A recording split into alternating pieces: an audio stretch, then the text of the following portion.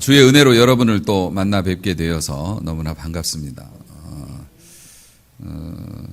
저희 집에 그 전기로 고기 굽는 그 팬이 하나 있습니다. 왜 갑자기 고기 얘기냐고, 배고픈데. 요즘에는 그 고기를 위에서 이렇게 열과 빛이 나와서 고기를 굽는 그런 것이 있지요. 그래서 그것을 잠시 좀 빌려 쓰게 돼가지고 집에다가 그거를 이렇게 켜놨는데요. 제 아내가 그걸 보고 막 웃더라고요. 왜 그러냐고 그랬더니 그걸 이게 밥상에다가 이렇게 켜놨는데 저희 집에 조그만 강아지 한 마리가 있거든요. 이놈이 냄새가 좋은 냄새가 나니까 고기를 안 올려놨는데도 거기에 이렇게 가더래요. 가더니 따뜻하니까 거기다 대가리를 이렇게, 원래 짐승은 머리라고 하지 않고 대가리라고 한다고 그래서 그냥 그대로 말씀을 드립니다만, 거기에다가 대가리를 이렇게 대고 빛을 쬐이고 있더라는 거죠. 좋은 냄새도 나고 따뜻하고, 자기는 지혜롭다고, 자기는 잘했다고 생각할지 모르지만 거기가 어디라고, 얼마나 무서운 곳인데요, 거기가. 여러분, 지옥불이 따뜻하다고 불 쬐고 있는 거하고 똑같습니다. 지옥이 현세와 다른 점이 뭔 줄 아십니까? 거기다 머리 집어넣어 가지고서 뜨거우면 머리 빼죠. 지옥은 뜨거워도 못 빼는 곳이 지옥입니다. 이 세상에서 지옥의 고통이라는 게, 내가 어려운 일을 당하고 힘들면 발을 빼면 되는데 발을 뺄 수 없으면 지옥 되는 겁니다. 그대로 겪어야 되면. 그 세상 속에서 우리 믿는 사람들이 세상의 말을 흉내내고, 세상 사람 흉내내고, 교만하며 정욕적인 삶을 살아가는, 하나님을 믿는 사람들인데 그렇게 살아가는 사람들, 어찌 보면 주님이 그것을 보시면서 얘야 거기가 어디라고 그런 것에, 그런 데에다가 머리를 디밀고 있느냐, 어쩌면 주님이 그러실지도 모르겠습니다. 오늘 우리는 하나님 앞에 또 한 번의 기회를 갖습니다. 이것은 사실 오늘이라고 하는 것이 어제 죽었던 사람이 그렇게 한 번 더 살고 싶었던 하루가 오늘이고요.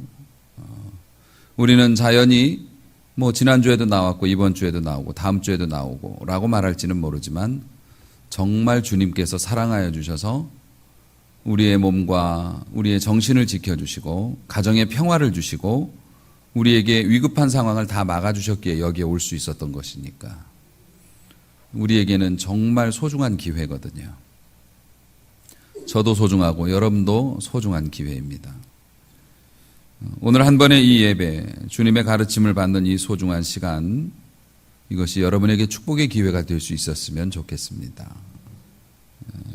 오늘 말씀을 통해서 은혜 받으시고 깨달으시고 또 순종하시고, 그래서 여러분이 복을 받는 첫날이 될 수 있기를 간절히 주님의 이름으로 축복합니다.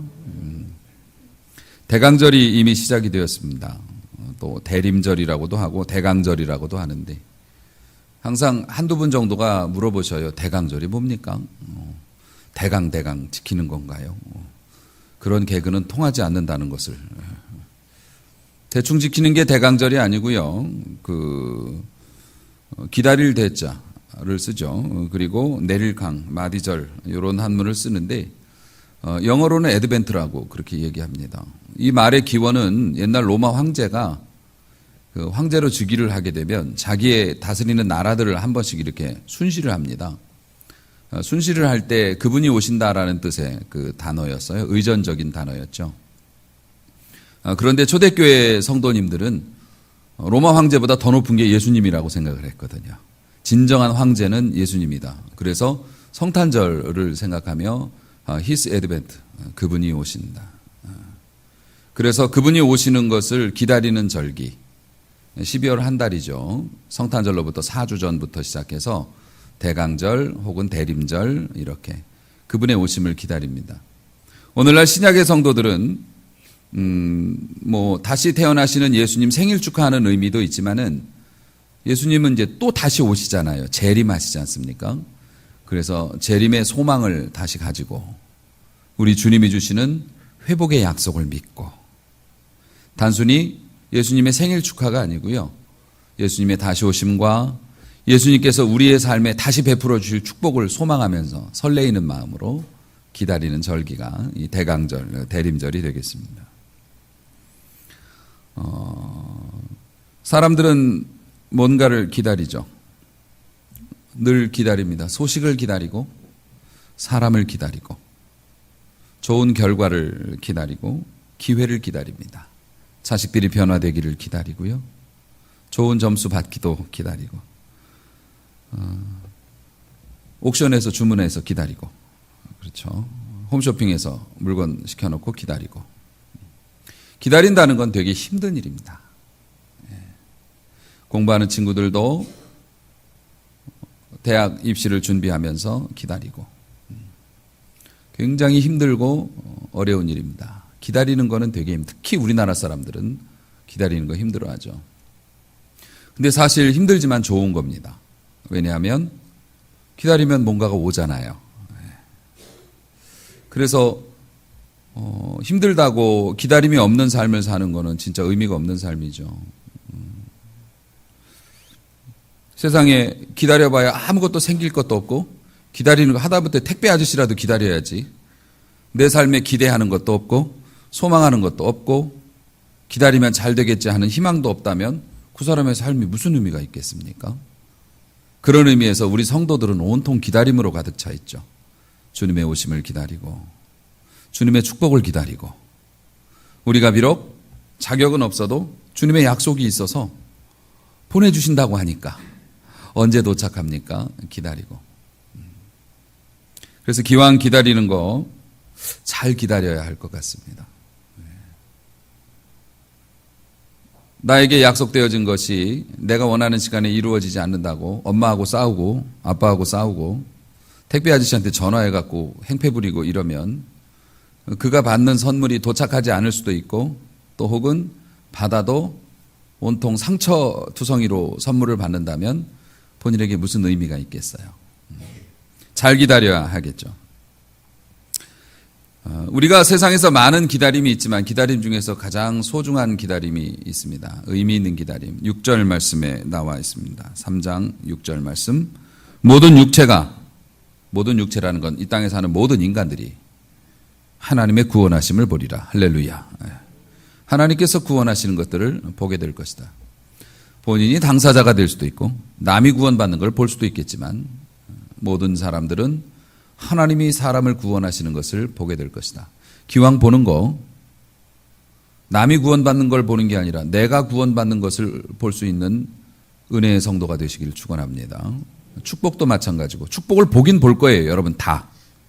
그런데 여러분의 받는 복을 볼 것인지 남이 받는 걸 볼 것인지 이거에 차이가 있겠죠. 자, 이렇게 하나님께서는 우리에게 구원을 베푸시는데 이 구원이라는 건 죽어서 가는 천국도 물론 당연히 포함되고요. 그리고 병에서의 구원, 절망에서의 구원, 어려움과 궁핍함에서의 구원도 여기에 포함이 됩니다. 모든 육체는 하나님의 구원을 보리라. 할렐루야. 기다리는 자에게. 그리고 조금 더 정확히 말하면 잘 기다리는 자가 그것을 볼 것이다. 그러면 어떻게 기다려야 하는가에 대한 말씀이 오늘 본문이고요. 하나님께서 여러분에게 너희가 이걸 좀 알았으면 좋겠다 하시는 내용입니다. 오늘 어떻게 기다려야 할까? 우선 먼저 오늘 본문 누가복음 3장 1절을 보니까 정치적으로 유명한 인물들의 이름이 나옵니다. 디베리오 황제, 로마 황제죠. 디베리오 황제라고 하는 황제가 나오고요. 그리고 본디오 빌라도 유명한 사람입니다. 로마에서 파견된 이스라엘을 당시에 다스리는 총독이었습니다. 그 다음에 그 헤롯, 그 건축으로 유명한 헤롯이죠. 그리고 세례 요한을 목베어 죽였고, 그리고 예수님 재판에 깊이 연관이, 이 사람들이 다 예수님의 재판과 연관된 사람들인데 헤롯이 등장합니다. 갈릴리를 다스리는 분봉왕으로. 그 동생 빌립이 있습니다. 헤롯이 이 빌립의 아내를 차지했죠. 그것 때문에 세례 요한이 정당하게 선포했고 그 일로 인해서 헤로디아라고 하는 그 여자한테 죽었습니다. 빌립이 있고요. 그 다음에 루사니아가 아빌레네의 분봉왕으로. 당대의 가장 그 유명한 사람들의 이름이 나오고 있습니다. 정치적으로 아주 중심에 서 있고 권력을 잡은 대표자들이 나옵니다. 2절 말씀을 보니 안나스와 가야바가 나옵니다. 이 사람들도 예수님 재판에 다 연관되어 있는 사람들이죠. 당시에 예수님 당시에 종교적인 실권을 가진 대제사장들이었습니다. 안나스와 가야바. 그런데 정말 놀라운 말씀은 2절 후반에 있습니다. 자, 디베리오 황제 등장합니다. 본디오 빌라도 등장합니다. 헤롯이 등장하고 빌립이 등장합니다.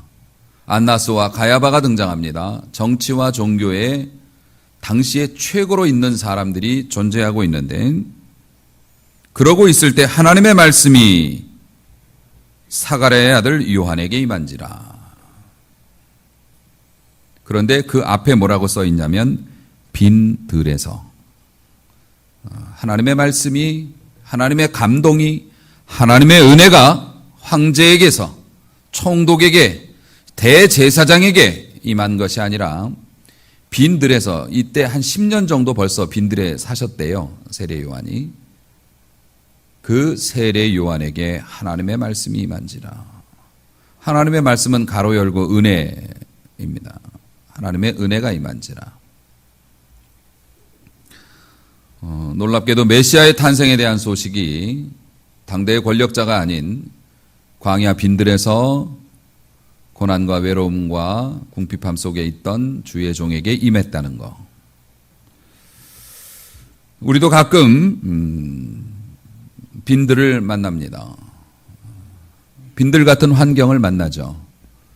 경제적으로 어려움을 당하거나 또 사람에게 배신을 당하거나 여러 가지 힘든 상황 속에 있는, 정말 외롭고 기댈 것도 없고 그런 빈들 같은 상황을 맞이합니다.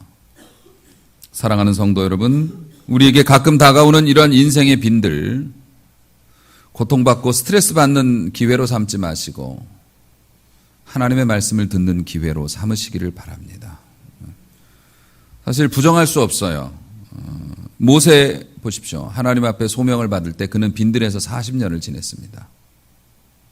애굽의 왕자로서 있을 때가 아니라 빈들에서 아무 소망 없이 아무 기댈 권력도 사람도 짐승 틈에서 섞여서 그렇게 외롭게 살아갈 때 하나님이 그를 부르셨습니다.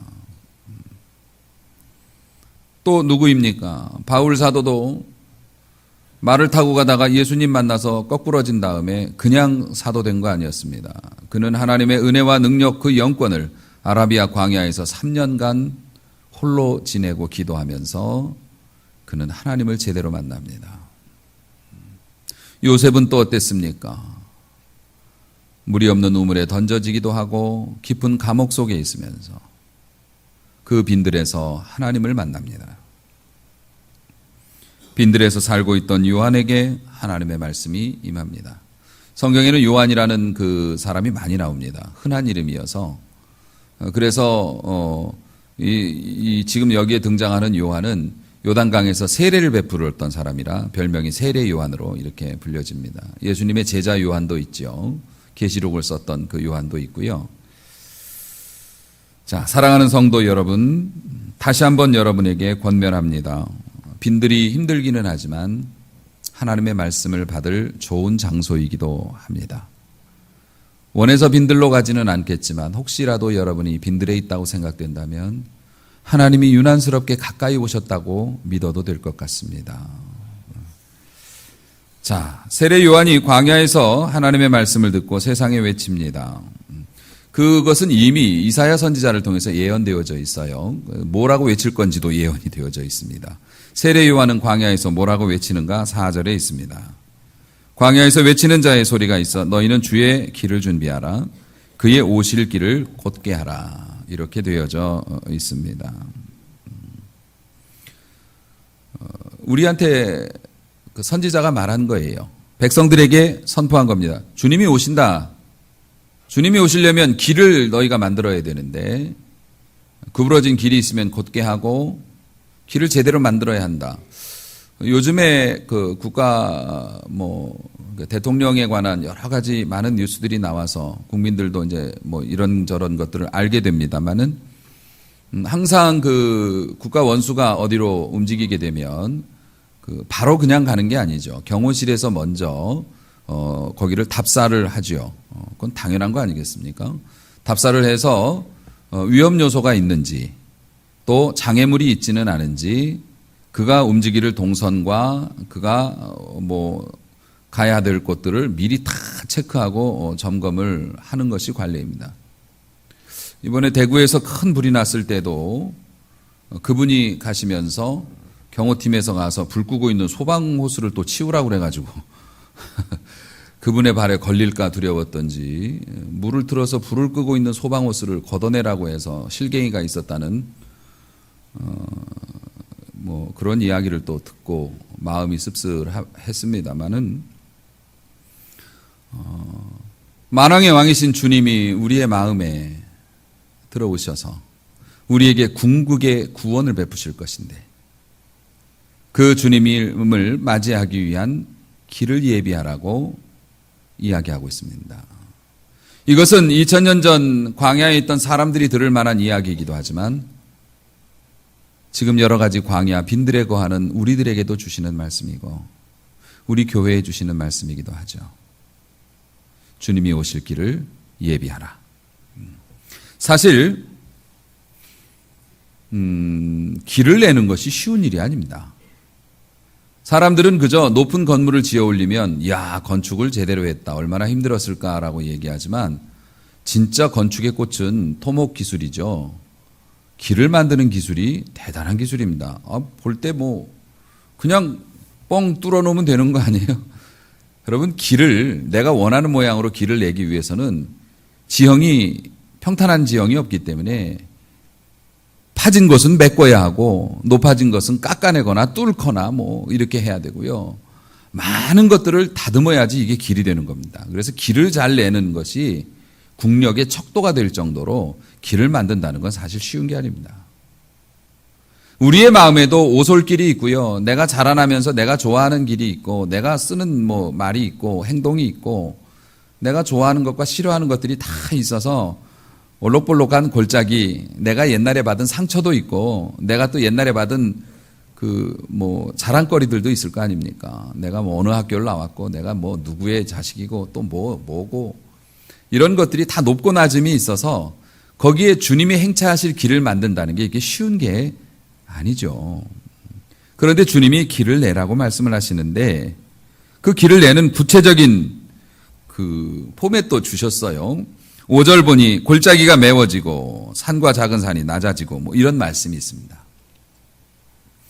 여러분 이번 성탄절에 또 연말 지나가기 전에 하나님 앞에 하나님이 약속하신 구원의 은혜, 여러분의 삶이 변화되는 축복을 사모하신다면 이 말씀을 주목해 주십시오. 우리 주님께서 너희 마음의 골짜기를 메우라고 말씀하십니다. 마음의 골짜기라고 하는 건 골짜기는 이렇게 파진 곳이지 않습니까? 요건 우리의 상처를 의미합니다. 그래서 전도할 때 보면 예수님 믿고 교회 나가시죠. 그러면 제일 많이 듣는 얘기가 옛날에 내가 교회 좋아서 몇 번 나갔는데 거기서 사기당했다고. 교회에서 상처받아가지고 그 사람이 내 돈 떼어먹고 가가지고 다시는 내가 교회 안 나간다고. 요것도 골짜기가 될 수 있습니다. 옛날에 내가 받았던 상처. 또 혹은 예수님 믿으시죠? 그러면 아이고 됐습니다. 제 아내가 교회 지금 다닌다고 다니는데요. 미워 죽겠어요 아주.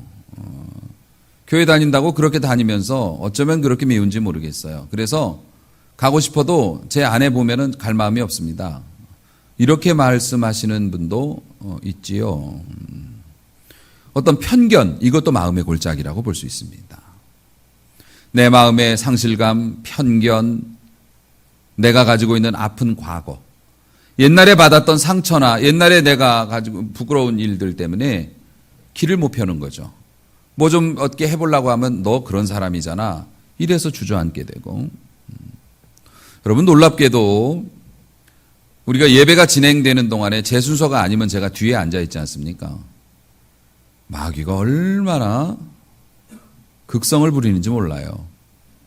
요즘 그렇게 말씀이 은혜스러운가 봐요. 저는 그렇게 판단합니다. 마귀가 얼마나 예전에 나의 허물과 나의 잘못 이런 것들을 제가 뒤에 앉아 있으면 막 떠오르게 하는 거예요. 그 얘기가 뭐겠어요? 네가 설교할 자격이 있니? 네가 다른 사람에게 신앙생활 잘하라고 말할 수 있는 사람이니? 라고 저를 그렇게 밟으려고 하는 것 같더라고요. 그럴수록 저는 또 기대를 합니다. 오늘 하나님이 은혜를 주시려나 보다. 그래서 그냥 자격이 없으나 믿음으로 설교합니다. 이게 뭐냐면 마음의 골짜기예요. 마음의 골짜기. 뿐만 아니라 구부러진 것을 곧게 하라고 말씀하고 계십니다. 굽은 것이 곧아지고 이렇게 되어 있습니다. 사람이 마음이 구부러진 사람이 있습니다. 심성이 구부러진 사람도 있을 수 있습니다. 과거의 상처 때문인지 몰라도 그냥 구부러진 마음과 구부러진 시선을 가진 사람이 있습니다. 다들 아무 생각이 없는데 혼자 삐딱합니다. 그거는 닷과 같습니다. 닷. 그 배에는 돛이 있고 닷이 있죠. 닷이라고 하는 것은 낚싯바늘처럼 생겨가지고요. 그렇게 되어 있는 겁니다. 그거를 배가 달고 다니다가 멈춰 있고 싶으면 물속으로 떨어뜨리죠. 그러면 약간 이동을 하면 이 닷은 생김새가 그래서 끌려오다가 반드시 뭔가에 철커덕 금방 걸립니다. 그러면 배가 이제 거기 때문에 떠나가지 않게 되겠죠. 사람이 시선이 똑바르지 않은 사람이 있고요. 우리에게도 편견이라는 게 있고 그렇습니다. 그래서 마음이 구부러진 사람은 어딜 가나 문제를 일으킵니다. 하다못해 음식점에서 음식을 먹다가도 종업원들과 다투기도 하고요. 교회에 가면 교회에서 문제를 일으키고 마음이 삐뚤어지거나 시선이 삐뚤어진 것만이 아니고 나쁜 습관을 가진 사람도 있습니다. 게으른 습관도 있고 말을 잘못하시는 분들도 있고 군대 가면 군대에서도 문제가 되고 가정을 이루면 가정에서도 문제가 되고 구부러진 것들이 있습니다. 그런 것 때문에 하나님의 은혜가 우리 속에 들어오지 못한다. 그것을 곧게 해야 될 것이다 라고 말씀하십니다. 사랑하는 성도 여러분, 마음을 곧게 하고 오해하지 않고 그냥 직선적으로 받아들이면, 이것이 하나님의 말씀을 받아들이면 거기서 역사가 일어나고 기적이 일어납니다. 생각이 짧아서가 아닙니다. 신앙생활 하시는 분들이 머리가 나쁘고 상상력이 없어서가 아닙니다. 어떠한 일이 있을 때 만약 이럴 수도 있지 않을까, 저럴 수도 있지 않을까, 이런 생각이 없어서 우리가 바보처럼 신앙생활하는 거 아닙니다. 속이지 않을까? 이게 진실일까? 우리가 그런 생각 못해서가 아닙니다. 그런 생각을 접고 그냥 직선으로 믿는 겁니다. 그래서 하나님의 은혜 속에 우리가 살고 있는 것이죠. 선택을 하시라는 말씀입니다. 그냥 직선적인 마음으로 받아들이십시오. 뿐만 아니라 높은 산을 낮게 하라. 이건 뭐 볼 것도 없죠. 교만한 마음입니다. 우리의 교만한 마음 때문에 하나님의 축복이 못 들어와요. 강원도 영동 지방하고 여기 좁은 땅인데도 눈이나 뭐 온도 차이나 이런 게 크죠. 왜 그렇습니까? 큰 산맥이 가로막고 있기 때문에 바람이나 구름의 이동이 제한을 받아서 그렇습니다. 우리들의 마음이 높아지면 성령의 바람이 불어오지 않아요. 하나님이 못 오시는 건 아닙니다. 못 오시는 건 아니지만 여러분들도 어느 길을 가는데 그 길이 울퉁불퉁하고 그 길이 더러운 것들이 가득 놓여 있다면 여러분 그 길 가겠습니까? 기왕이면 잘 닦여 있고 깨끗한 길로 여러분들이 가시겠죠. 하나님의 은혜도 마찬가지입니다. 또 험한 길을 평탄하게 하라고 합니다. 험한 길이라는 건 원어적인 뉘앙스는 강팍한 마음입니다. 강팍한 마음이라는 게 뭐냐면 울퉁불퉁한 마음이에요. 좋게를 안 받아들입니다. 그 랠리, 다카 랠리 뭐 이런 그 랠리들이 있습니다. 몇 날 며칠 동안 막 사막 같은 험지를 이렇게 달리는 자동차 경주예요. 특히 그런 사막을 달리는 그 랠리에서 사막이라는 게 이게 뭐 도로에서 자동차 시합하는 게 아니고요. 자동차들이 같이 출발하지만 몇 날 며칠을 가기 때문에 대개 혼자 달립니다. 이 자동차들이. 혼자 달리죠. 사막은 뻥 뚫려 있습니다. 높낮이는 있을 수 있지만 뻥 뚫려 있기 때문에 교통사고 날 일이 거의 없습니다. 같이 달리는 사람도 없고 트럭도 달리고 오토바이도 달리고 뭐 승용차도 달리고 막 미친 듯이 달려갑니다. 그런데 의외로 그 다카델리 사막에서 죽는 사고가 많이 일어납니다. 차가 뒤집어져요. 어떻게 뒤집어지느냐면 그 드라이버들이 제일 두려워하는 게 뭐냐면 그냥 모래이니까 그냥 막 달립니다. 거칠 게 없으니까 빨리 달려야 되잖아요. 경주니까. 막 달리는데 어느 순간에 갑자기 차가 뒤집어집니다. 뭐냐면 그 속에 바위가 있었던 거예요. 그런데 모래에 살짝 덮여 있었던 모래인 줄 알았어. 그리고 그냥 달려갔는데 그 밑에는 돌이었던 거죠. 그렇게 되면 자동차가 뒤집어져서 운전사가 조난을 당하고 죽고 그럽니다. 겉으로 볼 때는 멀쩡합니다. 겉으로 볼 때는 상냥합니다. 그런데 어떤 이슈가 생기면 돌변합니다. 이게 울퉁불퉁한 마음입니다. 내 마음속에 뼈가 들어있어서 마음에 합당할 때는 친절한 천사가 되지만 내 마음하고 안 맞으면 돌변합니다. 우리에게 그런 게 있습니다. 이게 험한 길입니다. 거친 길입니다. 평탄케 하라고 말씀합니다. 자고로 발전하는 나라는 길을 잘 닦습니다. 로마가 그랬고요. 우리나라도 지방 곳곳까지 좋은 도로들이 많이 나 있습니다. 우리 몸에도 혈관이 있습니다. 큰 동맥, 정맥에서부터 모세혈관에 이르기까지 아주 미세한 혈관도 있죠. 여러분, 건강한 사람은 얼굴이 붉고 활기가 있고 모든 일에 의욕적인 사람은 피가 잘 통하는 사람입니다. 피가 잘 통하면 모든 게 좋습니다. 당뇨병 걸리면 제일 무서운 게 뭐죠? 눈이 안 보입니다. 손과 발이 썩어 들어갑니다. 이유가 뭡니까?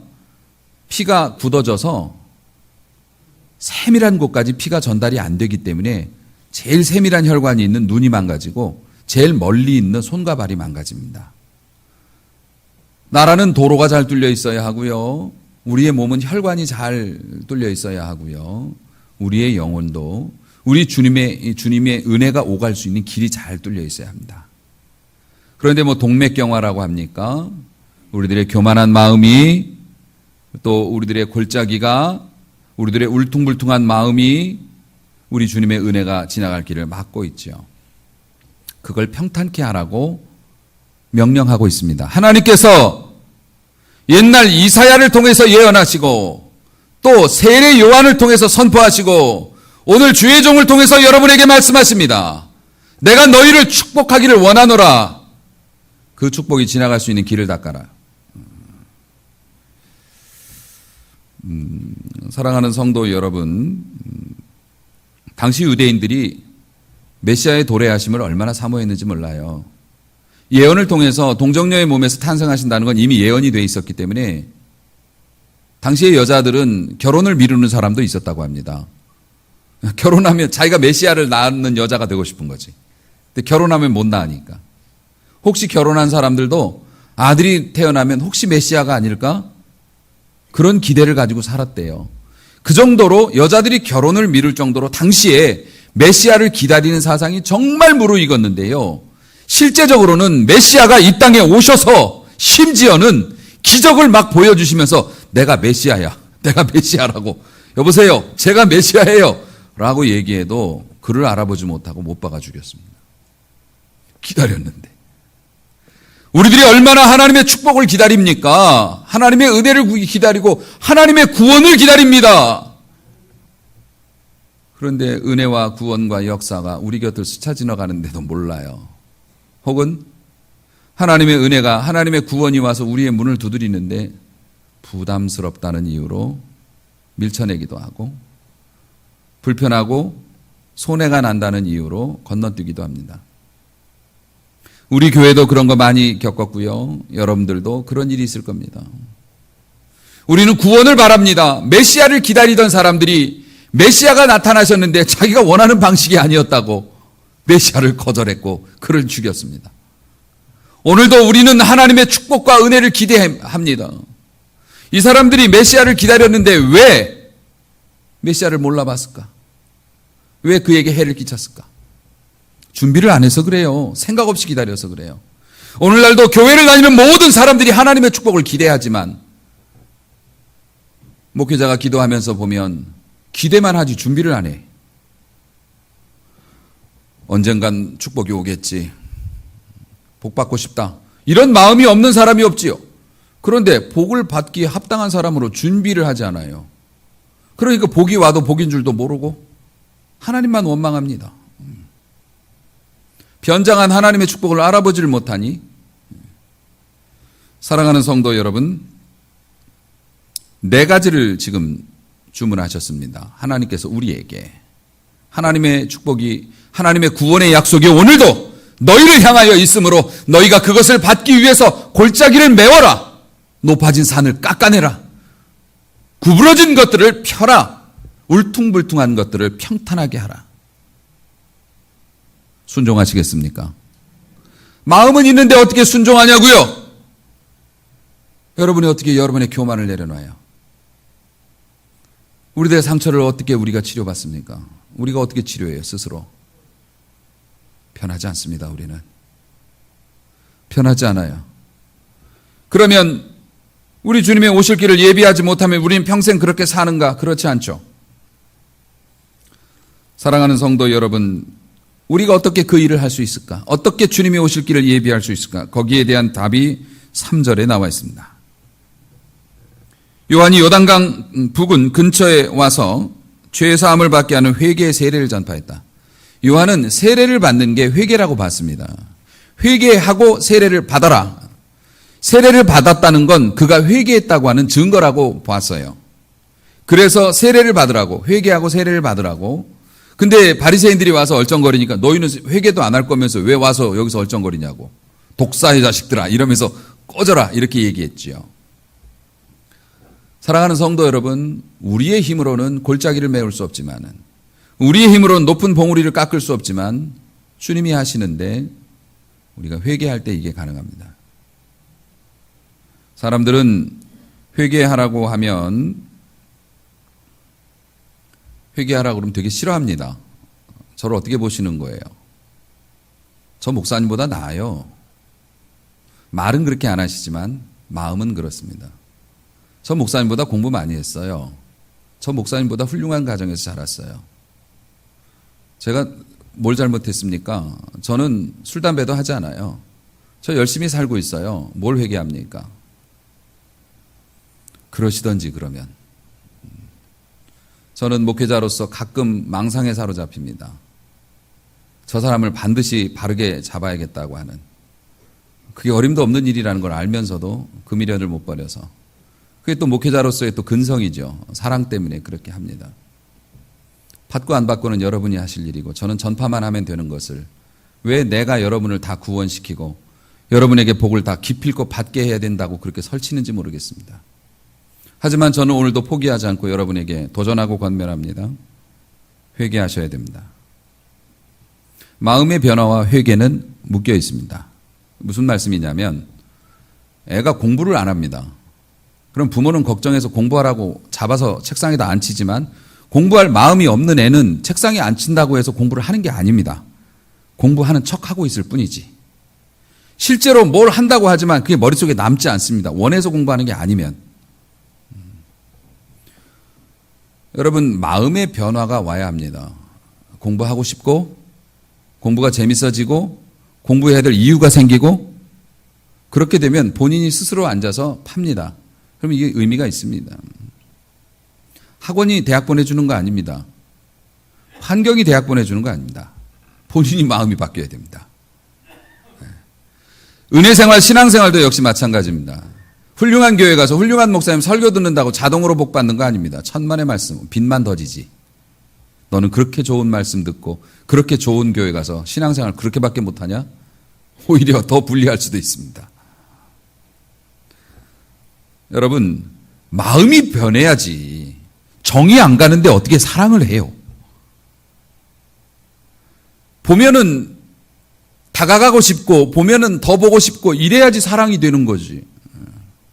마음이 변해야 합니다. 근데 마음이 변하는 건 영적으로 보면 회개할 때 마음이 변합니다.